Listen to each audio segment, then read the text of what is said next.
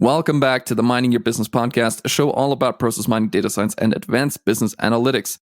Today we will be talking about Python. And if you're a snake enthusiast, I will have to disappoint you. It is unfortunately not about the Burmese or reticulated Python, but about the programming language Python. Jakub, how are you and how are your Python skills? I'm good, Patrick, but my Python skills are pretty bad. Good to know. We will focus today on how we can leverage Python to enhance our process mining implementations and produce deeper and more informed analytics for the end users. Let's get into it.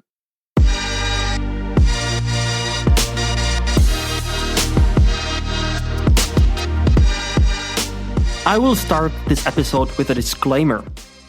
We will be talking about programming language Python. However, please stick with us because it's not going to be technical. It's really going to be about how we are utilizing Python as a programming language in our line of work in relationship with process mining. So we will talk about a lot of interesting use cases and a lot of real life application in our daily line of work. So stick with us. I think it's going to be fun.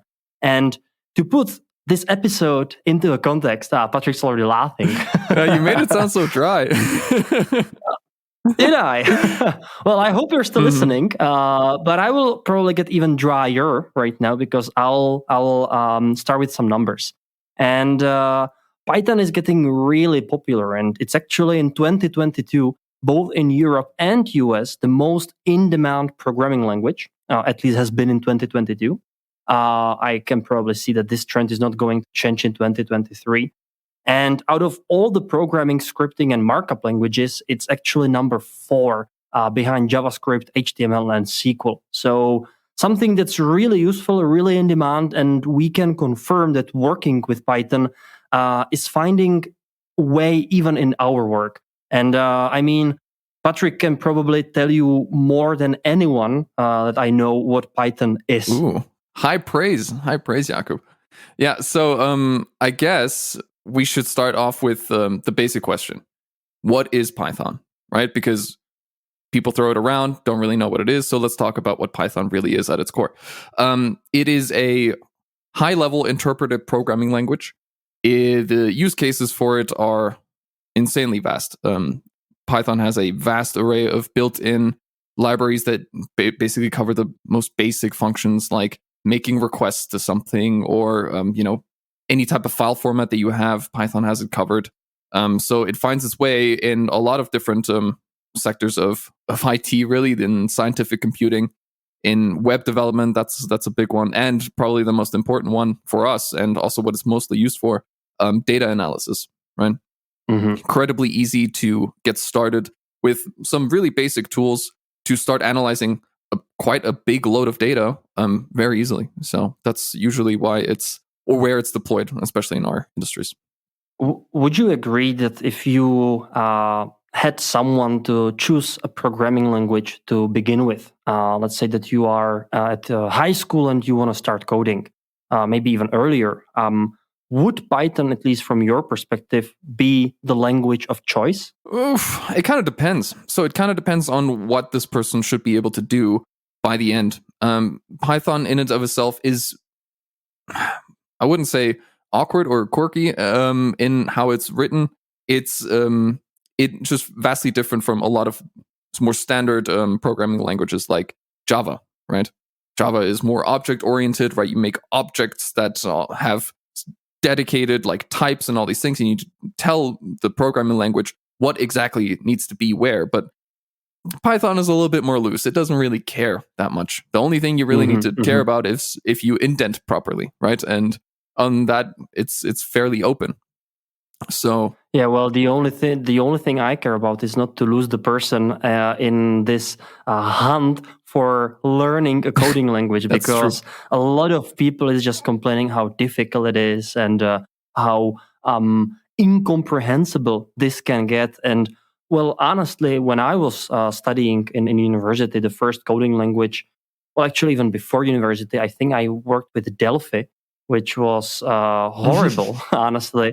And it didn't get better when I went to university and we started with Java. Yeah. I really, really disliked that because you had to compile everything. and those error messages are still haunting me. I mean, that's very true. I mean, the barrier to entry for Python is very low compared to other programming languages, which is really good to see, because it allows people that don't come from a IT background to get their footing and write basic functions and loops and all these things really, really quickly, which is good, because a lot of people are getting into it, maybe finding that it is what they like, and the more people that are knowledgeable on programming languages and how to program stuff efficiently, the better everyone is. So from my point of view, I do take you, or I regard you as a very good coder, especially when it comes to Python. And I was wondering, where did you learn it? Honestly, this is something that I'm mostly self-taught. I mean, I basically went through some standard Udemy courses or something just to figure out how the language worked. But the most of what I know is just tackling problems one after the other, right? Having an issue and seeing if you can fix it with Python. I did this basically at every job, right? Can I use some sort of Python functionality to tackle this problem that I'm currently facing? And with this constant barrage of challenging myself with these things, that's basically how I built up my entire knowledge. So I would assume that if somebody asked you about, where can I learn Python and what should I do, your answer would therefore be find a problem that you really, really want to solve and just go do it. And right? The most important part is that you fail doing it. Because, I mean, with the Udemy courses and all these things, that's good and fine, but it's very much you're on rails, right? You basically have a problem, this is how you solve it, and then you go to the next problem, right? But if you have your own problem that you create and that you would like to solve, there are no rails. There is no predetermined instructions on how to get this done. You are basically left to your own devices, and you need to go and figure it out. And then you go scour the web. Google is your best friend. You Google literally everything you can, and then you will write code. It will break. It will fail. You're going to be frustrated, and then you're going to figure out why it doesn't work. And figuring out why things don't work is even better than figuring out why things work, right? To me, this is really a beauty of coding, because it is sort of an art. You mentioned Rails, and that's so true, because you can develop things in a way you want. You can be efficient, but you can also write a very, very shitty code that just doesn't run at all, depending on your experience and your skills, and also on the way that you want the code to run in the first place. So it's very, very flexible. And that's not only Python, obviously. It's almost any coding in how you design things to run. And I think it's beautiful. However, I said that this will be more focused on the use cases. And I'm sure that you are really excited to hear where we as a process end are actually using Python. And well, you probably know it. We work a lot with the tool Celonis. Surprise, surprise, right? We only talk about it almost in every episode. And so, Patrick, can you tell us, where do we utilize Python in Celonis and in process mining in general? Well, that's a big question, right? So I guess I will leave this in two places. One is more of the data analytics side, and one is really tackling manual jobs for us in our day-to-day that we use Python for. Now, Celonis is a very good API, I would say, that we can... What is API? I'm glad you asked. An API is an application programming interface.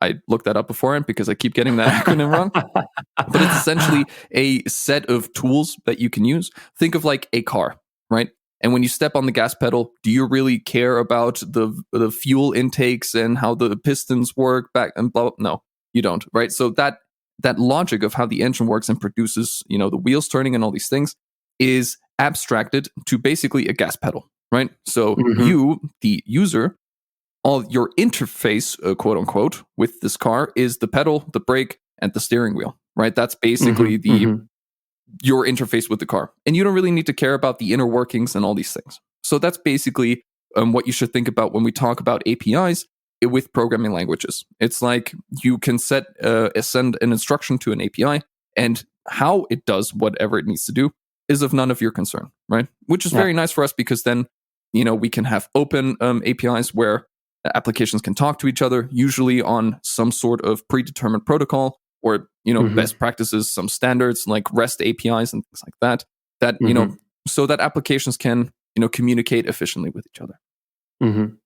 So what you're saying, it means that we can actually use any Python integration, and by coding some handshake basically between the Python tool we have and Celonis, we can basically utilize the tool in any way that this Celonis API allows us to. Yeah, exactly. If you think about if you open up an application, right? For example, Celonis, and you click on any button, right? And that itself sends off some sort of request to an API. For example, you click on the data model button, and then it gives you a list of data models. Well, the server needed to figure out that you wanted to do that, right? So you pressing that button triggers the server or the application to give you a list of all those data models back. Yeah. We can basically do the same thing with Python. We can trigger the same requests and we will get the same response, right? We will say, give me a list of data models, and it will return with some list of data models, except instead of visualizing it in the front end, you just have it somewhere in code. Yeah.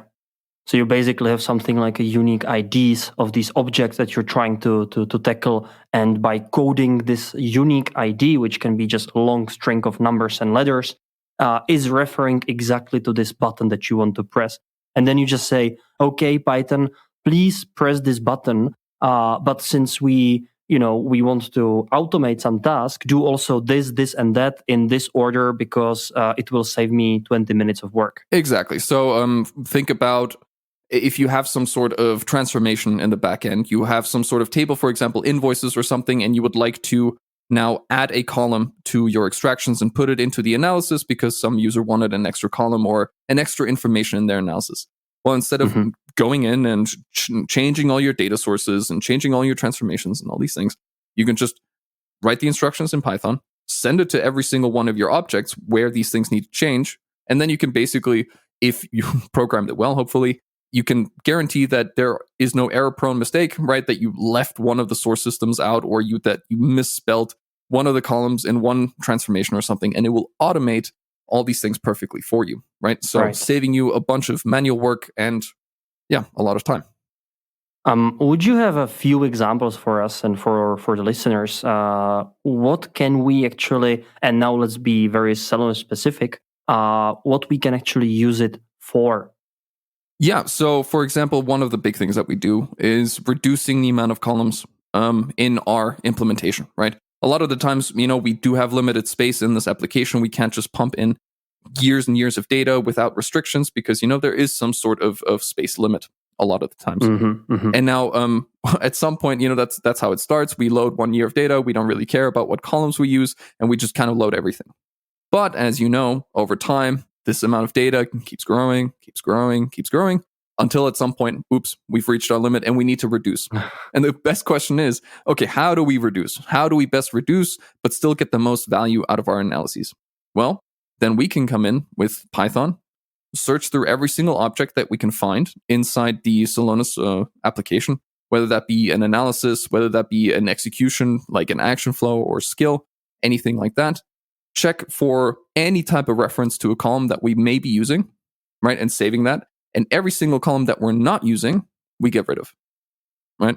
So that way we can ensure that we're reducing all the unnecessary columns that we're never ever going to use in neither analysis nor anything else, and thereby saving a lot of space and maintaining, basically nothing will change for the front end user at all. We just have a lot more space. In the best case, the transformations even run faster because our tables that we're loading. Right. So you're basically optimizing the whole environment by just making some best practices and reducing the data sets and so on. Correct. Which I think is great. And that actually also implies another usage, which I've also witnessed, and that's leveraging this technology and the coding in maintaining and growing large large platforms in general. Because once you start dealing with complex systems, and I'm talking about dozens of source systems and hundreds or maybe even thousands of transformations and reports, it's becoming darn difficult or plainly impossible to do it by a human being. Yeah, I mean, simple changes across multiple systems can take quite a while, right? Obviously, there's things like templates and all these things that will enable you to change things easier. However, there's still a lot of things that we just cannot automate or cannot solve with templates. So we have to use things like Python to do it for us. And yeah, also it will help you. I mean, with these growing environments, a lot of the stuff just gets left behind, right? A lot of the stuff is test code or something like that. That gets run once and is just left there, right? But you'll just overlook it at some point. The implementation will get so large that it will just accumulate a lot of trash that you then have to clean up. And knowing what to clean up and that whatever you clean up won't break anything, that's where Python becomes really interesting. It actually brings me to the application side, because what you're saying is something that we have done also for in a couple of our implementations, and that's by having these traces, by being able to kind of mine the tool with the data that it contains, and be it about usage, be it about reports, you can combine these things and build something that I actually called a user adoption monitoring, or actually a utilization of the tool in general. Because what you can then do, you can combine the logs about the usage, who logged into the system, what they did with it, what report they accessed, and you can basically pinpoint the most used reports, the least used reports. You can and that you can use to drive the adoption, because then if you're running a center of excellence and somebody is in charge, you try to maximize the value of every use case, right? And by having this overview, you can see, okay, maybe 2 out of 5 teams are using this report and getting incredible results, but 3 out of 5 are still not using it. Why is that the case? And this adoption view can really, really spark things. Oh, yeah. I mean, and that's exactly what the Python will be used for, right? It's getting that data, that usage data out of the tool, and then transforming it into some sort of format that you can then analyze, right? Yeah. And it will obviously, show you some of the, I guess, things that you didn't really consider. Maybe there's an analysis that you spent, 2 weeks on building, but no one's using it. That's a real shame, because maybe the enablements are missing, or maybe there's something else in the other reports that kind of does what you did in here, and then you kind of need to reconcile these things with your users, right? So it can give you a lot of insight as to how your users are using the tools that you built.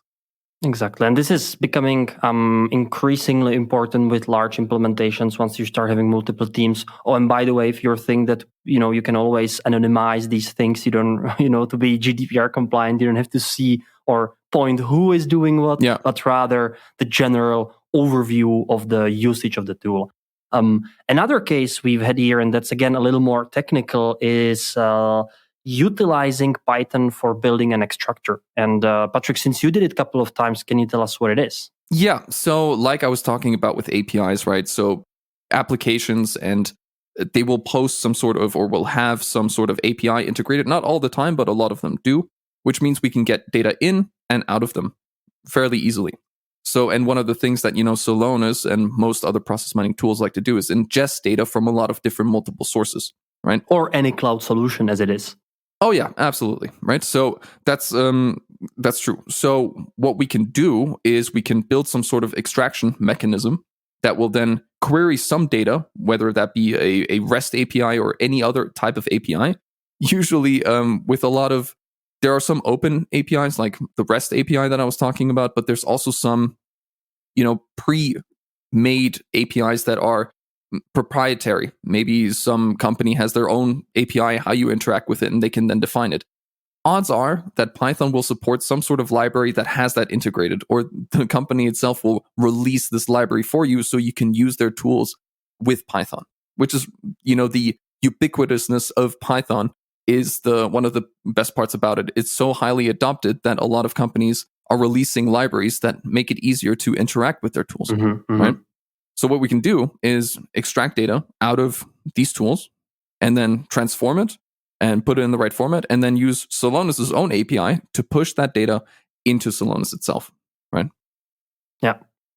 Yeah, so those are the use cases which you can leverage, the use cases that you can leverage when you work with the tool to make your work easier, or to enhance the connectivity and basically solve a data pipeline problem, or an automation or scaling issue. Correct. And I think it's amazing.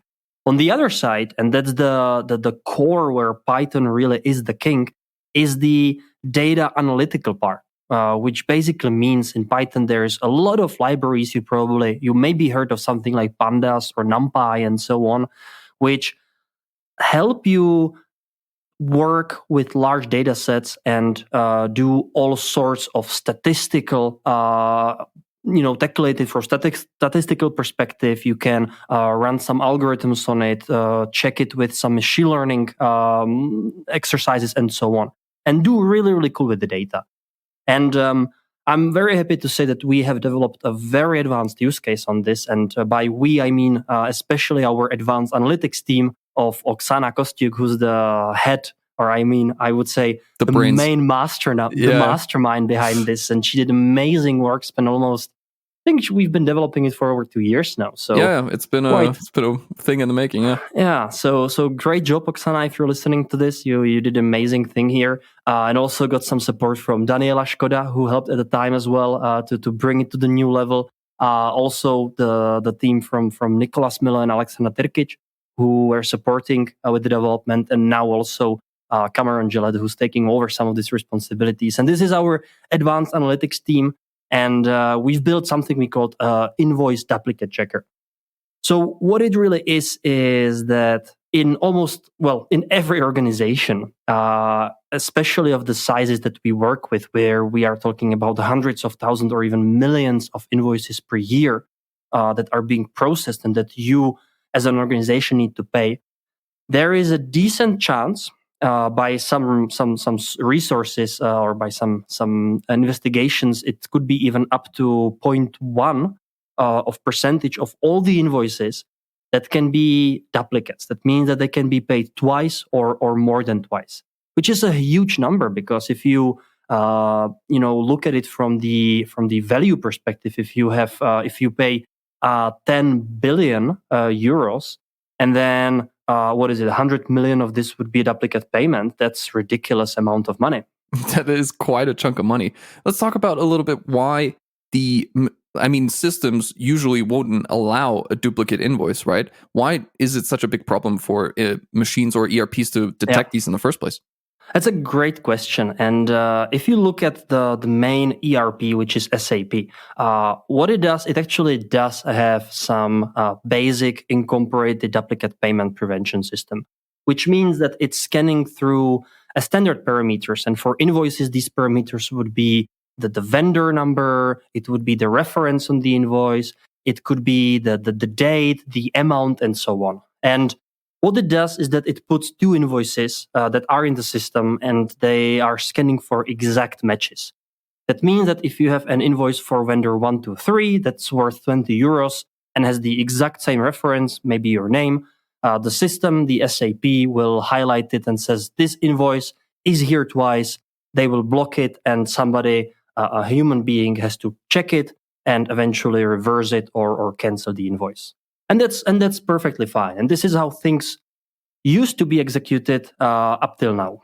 However, now with the smart brains from process end, what you can do is, what can happen is that you have these two invoices, but on one of these invoices, the reference says Patrick Bogner, and on the other reference, on the other invoice, the reference is Patrick Bogner. So there's basically missing a K at the end.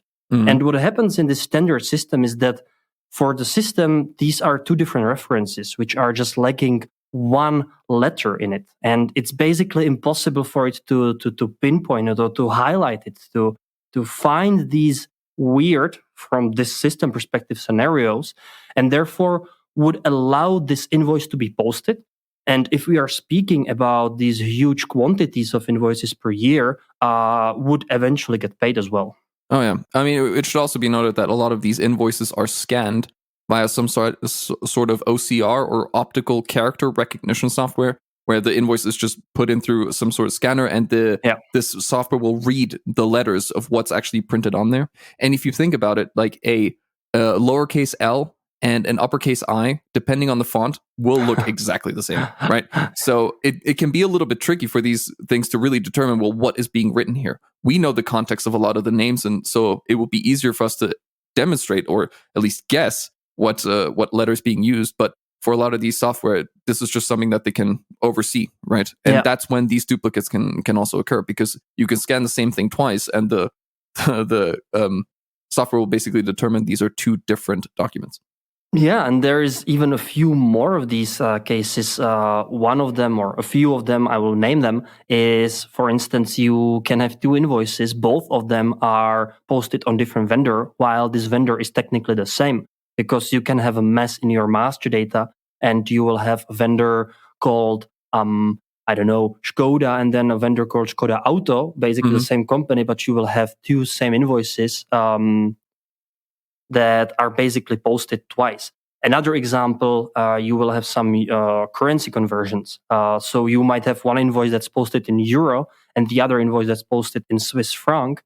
The same invoice, but with different amounts. And again, the usual system would not catch it, but with our solution, you could say that by converting this into the same unit and then comparing the values and having there some buffer for error, let's say 0.5% of 1%, which can be some currency conversion error, you can then highlight these invoices that are otherwise exactly the same and bring them together and identify them as potential duplicates.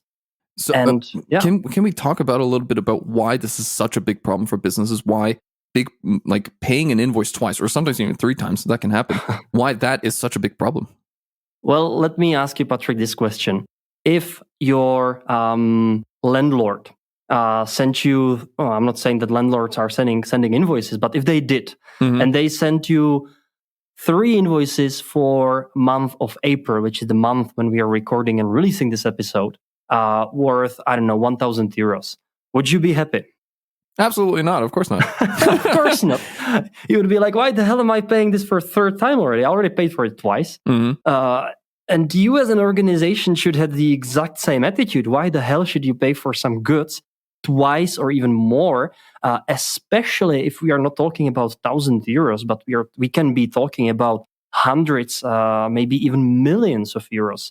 And truth to be told, we have already implemented this use case with a few of our customers, and the results we are getting from recovering these invoices, and we can look at them historically, but we can also look at them before they get even paid, because once the invoice is posted in the system, we can include it in the data sets that we are working with, basically cross-checking it with every other invoice that has ever been posted, at least in the scope that we are working with.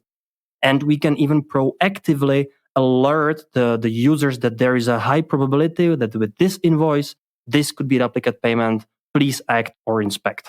And that's why we are doing this, really. Yeah, because I mean, the amount of lost capital that you lose over the course of, I don't know how many invoices that you've paid twice is huge, right? Yeah. And so you can obviously get your money back from the vendor that you've sent the money to, or at least they're supposed to send back the money.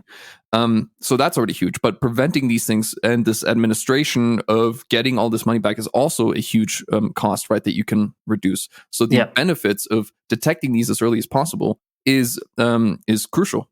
Yeah, which is why we have some sort of workflow attached to it that can illustrate kind of exactly what you pointed out. That, hey, these are going to be problematic if you don't tackle this in the future. That's why getting this information to you quickly can be the difference between, okay, we have a 2-month headache now on our hands. Yeah, and you can imagine that we are doing all of this with Python, and there are some caveats to this as well, which make it even more interesting. For instance, what you can also see that some companies already have some sort of extra layer of checking for these problems. And obviously, it makes total sense.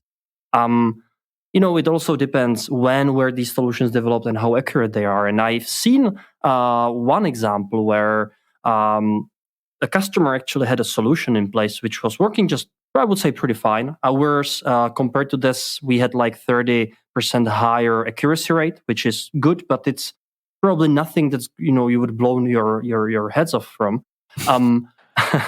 But there was this interesting finding which we had, and that the old solution has generated 10 to 15 times more potential duplicated groups than ours, which basically means that if you are the user and if you have per day have to check 15 possible duplicates compared to one duplicate with the same with basically the same overlap, meaning that we would capture all of these duplicates as well as the other tool, but with 15 times less work, it's incredible how much time you can even save by leveraging this other approach. Yeah, I mean that should be noted, right? So the performance of these algorithms is not just measured in how well does it identify duplicates, but how good is it also in identify or not identifying duplicates that aren't actually duplicates, if that makes sense, right? So because you wouldn't want to say, hey, these two are duplicates when they're actually not duplicates at all, right? So it's basically measured with something we call a success ratio. And so far, it's amazing to see that we are somewhere between 5 and 20% of success, which is, if you have 20% success, that means that out of 5 recommendations we give you for an invoice that should be checked for possible duplication, 1 actually is a duplication, which is great. And obviously, here's also a note: you cannot be 100% accurate because there are known exceptions which you can obviously code into the solution. But there are also things that just appear to be duplicate, and no machine in the world could ever tell, is this really a duplicate or not? So you can get pretty high with these estimates. You can get pretty good with the success rate, but you can never get 100%. Yeah, no, that's basically impossible. I wish that were the case. That'd be great. However, the complex set of rules, right, of the languages that we use, all the different variables that could be changing, are so vast in the system that any type of progress we get to make from 20 to 21%, that's already huge.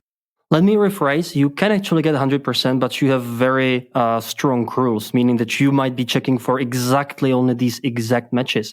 And then you have a tool that is checking for this, and it says, I have 100% accuracy. And then you have our tool, which says, it's 20% accuracy. But what our does is, it brings you way more true positives, which is, I think, really, really worth it. And based on this experience, we thought, what you are doing, you are actually feeding this data into Python, and you are doing some clean text matches, meaning that you are trying to get rid of these lower uppercases and spaces and so on. Try to compare text one against each other. You are then also teaching the data model, and that's actually the implication or implementation of machine learning in the back, because what you do have is that you have a knowledge model behind all of this, where you are training, let's say, a mirror model, where you are giving it the knowledge about what invoices are actually duplicated and what not. And then you can even improve the estimation that you make over time.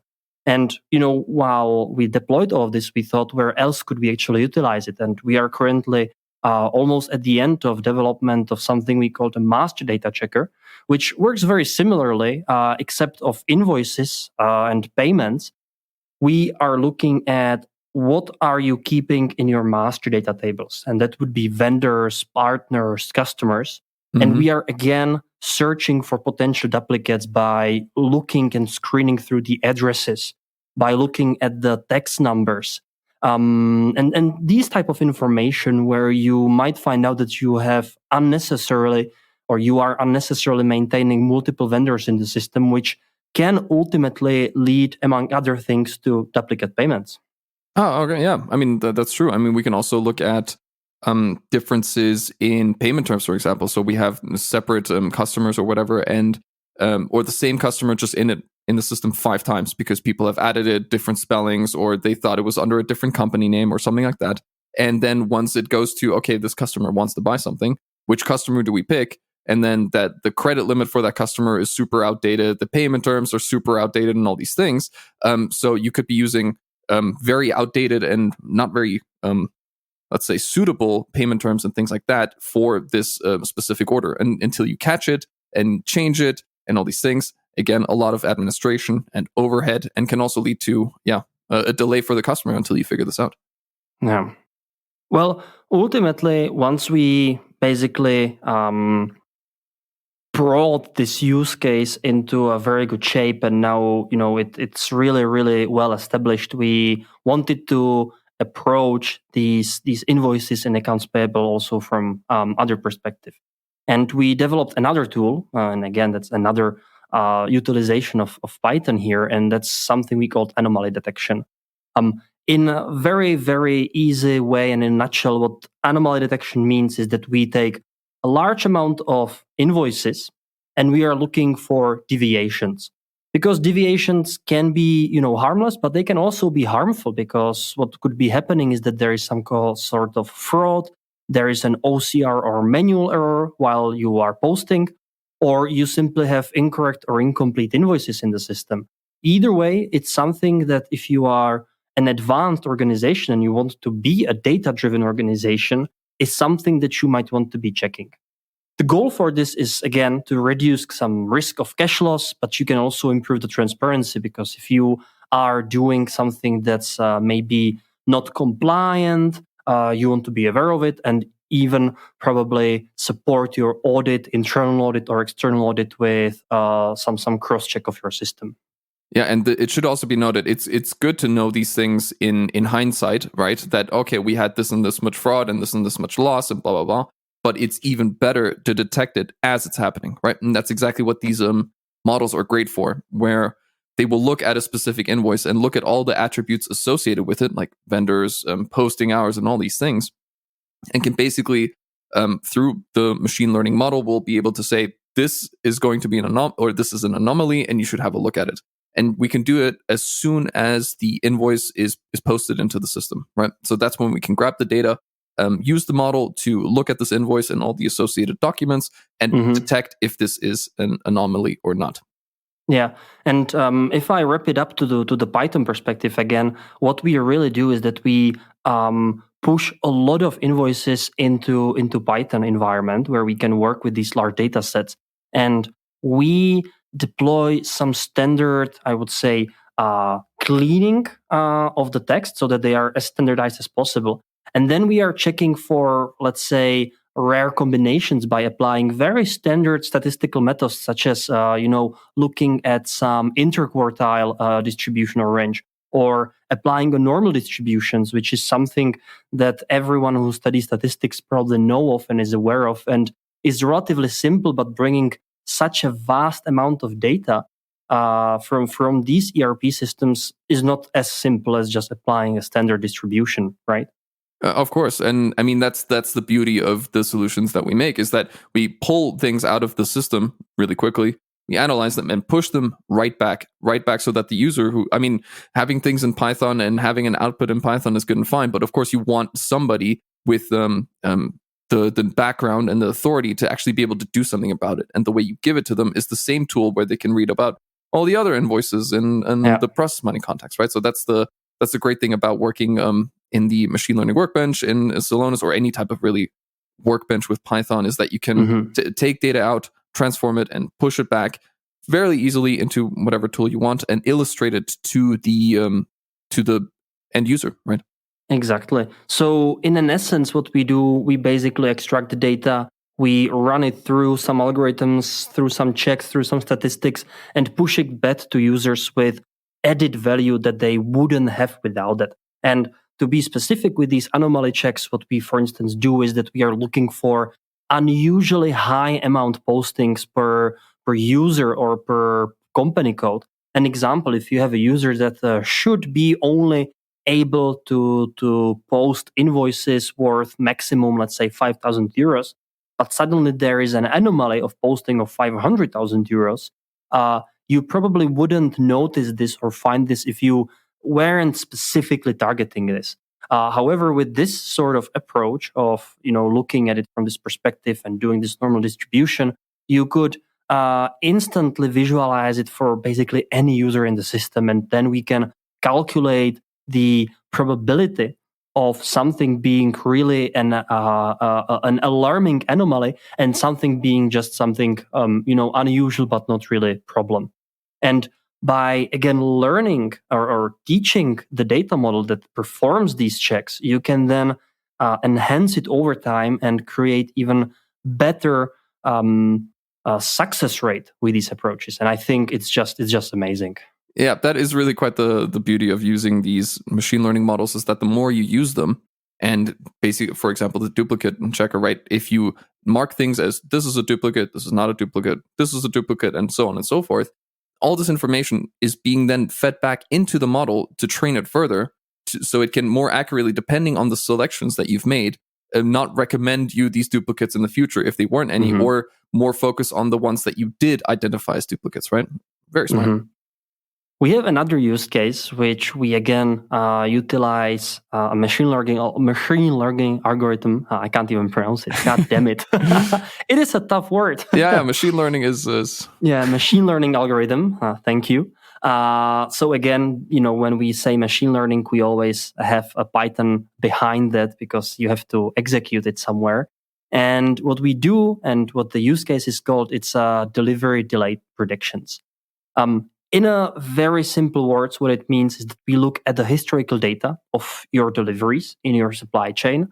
So when you, for instance, order something, you want to know when it's going to be delivered, because based on the delivery, you either you have your goods that you wanted, but you can also order goods that you need for production, or maybe you are some sort of redistribution partner and you then are selling the goods forward. So you need to know when the stuff that you ordered is going to be delivered. Obviously, vendors going to give you some data or some estimations. And if you are knowledgeable of SAP, you always have these fields that are called like estimated time of arrival. You have the predicted delivery rate. You have something called statistical delivery date, and so on and so forth. These fields tend to change quite a bit, especially when vendors, are not very accurate with giving predictions in the first place, which is, I guess, especially in this time of age of interrupted supply chains and global issues, be it war, be it coronavirus, is a problem. But you are an organization and you still need to sell stuff to earn money and to function.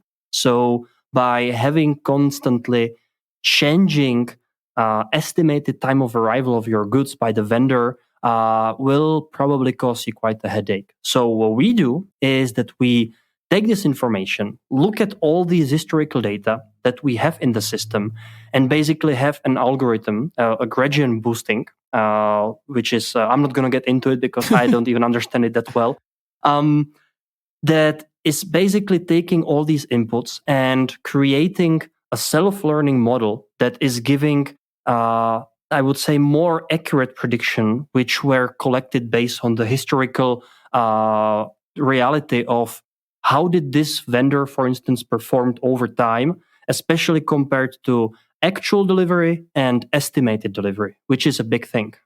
Yeah, and also, I mean, it takes all the other context into account, like the time of year, right? Or the quantities that you're buying from this vendor, and all other tiny little attributes, some that you may not think matter in this process, can actually really determine when you're actually going to get your goods.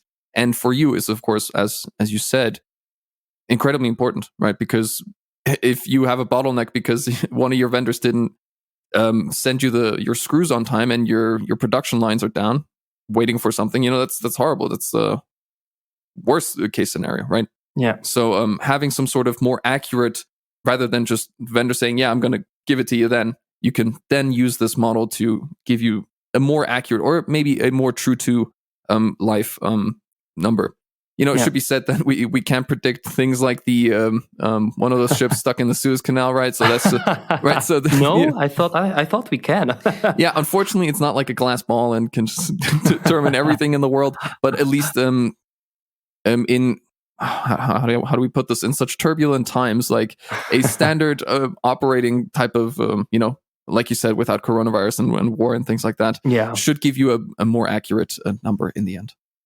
What I specifically like about this use case, though, is that you don't really need to interact with it. You can use it strictly for analytical purposes, because what you do is that you have it run as a standard report, and what you get is you get the analytics on how the machine learning model predicted these deliveries and how is it predicting for the future. And you can see the statistics, the success rate historically. So you can sort of build up the trust for this algorithm over time. And when you see that it has 98 or 99% of accuracy, while the vendors that are giving you these estimates have 70% of accuracy, then you would be a fool not trying to incorporate these estimates, at least to an extent, for the most problematic vendors into your daily line of work. Yeah, because I mean, what a lot of these ERP systems will do is it will look at some of these markers, like the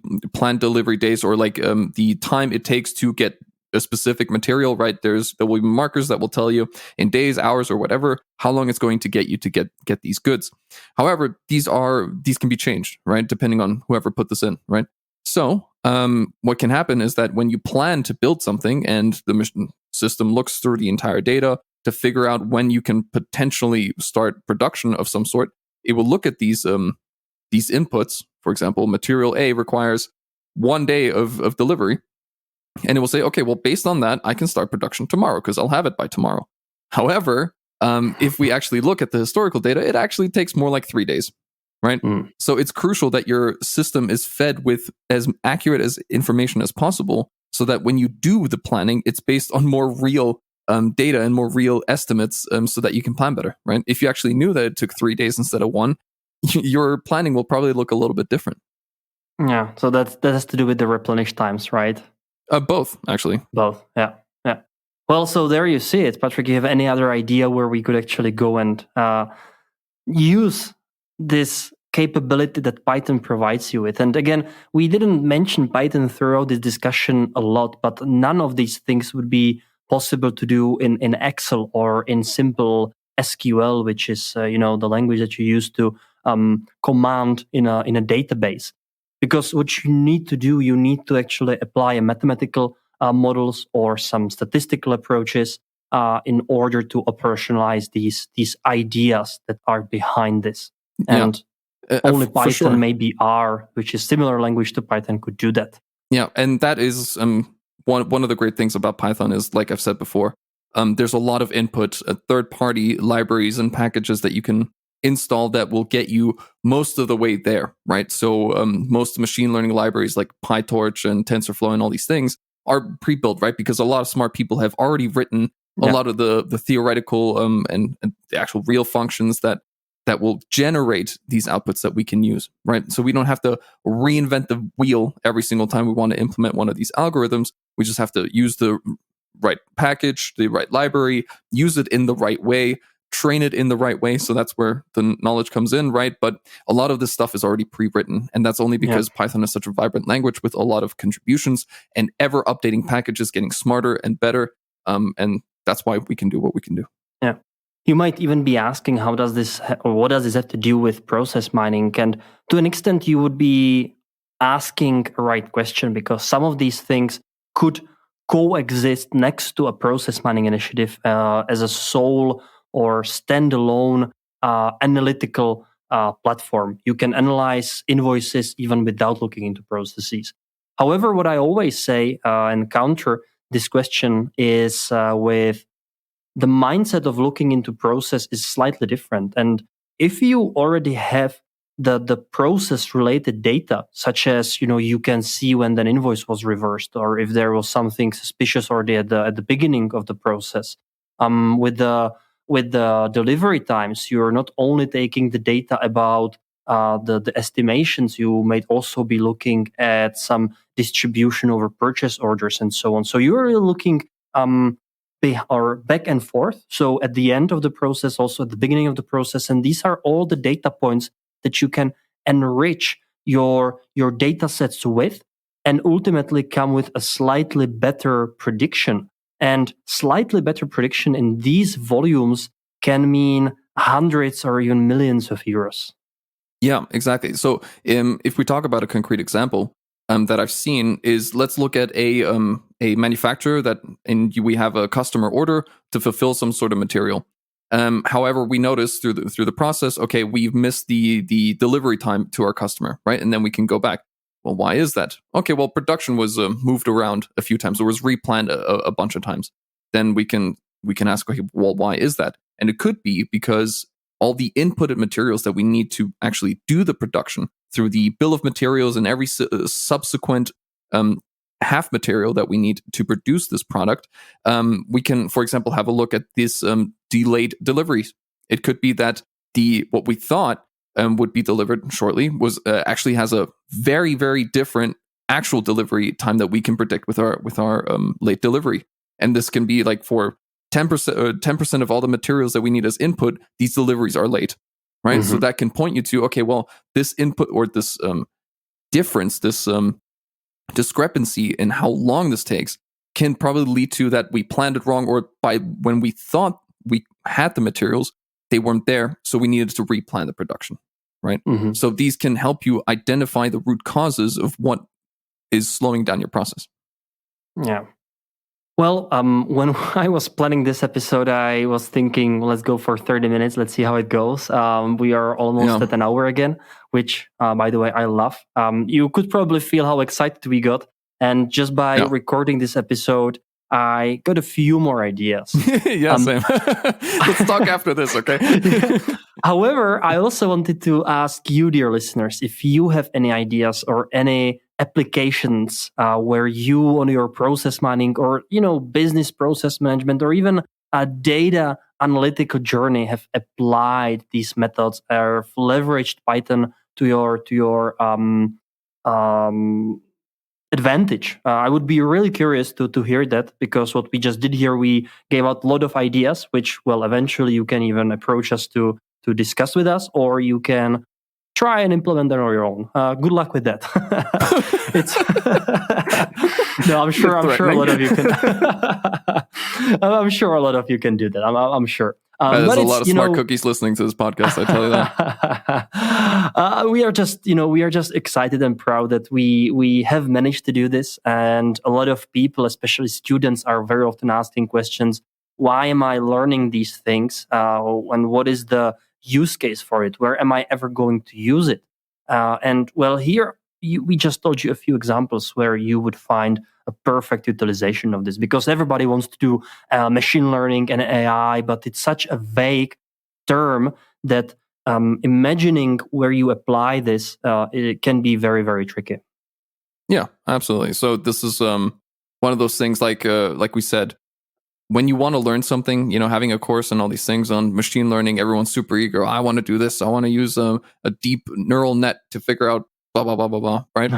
But until you're faced with an actual problem, and I mean, a lot of the problems that you will at least get to know in learning about these things have somewhat of a use case, but they've been done so often that doesn't really make sense. So being faced with an actual problem that isn't pre-written for you, and needing to figure out all the tools that are available in Python and just generally machine learning and all these things, and using them accurately to tackle the problem in the best way. That's the real challenge, right? And that's where the learning curve dramatically increases. And we're not even talking about then putting different tools next to each other, where you can just use a little bit of analytical approach. Then you just use Python and then create an automation with an RPA, to tackle this. And I mean, then you're just putting these things together, and it's just beautiful. Either way, Patrick, thank you for a very pleasant talk and discussion on Python. I would have never thought that I would enjoy, talking about coding as much as I did. Well, I didn't mention Lambda functions, so consider yourself lucky. Let's just keep this for yourself, Patrick. Nobody wants to hear that. Yeah, I know. I tried. To you, dear listeners, I thank because it's very amazing to see how many of you are listening to this and how much interesting responses we are getting to it. And I'm also very happy to see that it's bringing you value, be it from us talking about, comparing BI and process mining based on our, still short experience in the field, or talking about Python, or just bringing some of the very entertaining and knowledgeable guests, be it, representatives of companies or researchers. I'm just genuinely happy that we can help you on this journey, and that you can feel that you're not on your own on this. So if you have anything that you would like us to cover in the future, any topics, any recommendations, just reach out to us on miningyourbusinesspodcast@gmail.com or just contact us directly via LinkedIn. Patrick, any last words? No, I'm just happy that I finally got to talk a little bit about the Python and all the cool things that we do. So maybe not Lambda functions, but maybe one day. Maybe one day. Let's do it 100th episode. And now special from Patrick, Lambda functions. Let's go for an hour. Oh, yeah. No, 3 hours minimum. 3 hours minimum. All right. So thank you very much. And we will be looking forward to talking to you in 2 weeks' time with another episode of Mining Your Business. And it will be a good one because we will play a bit. Ooh. Bye-bye.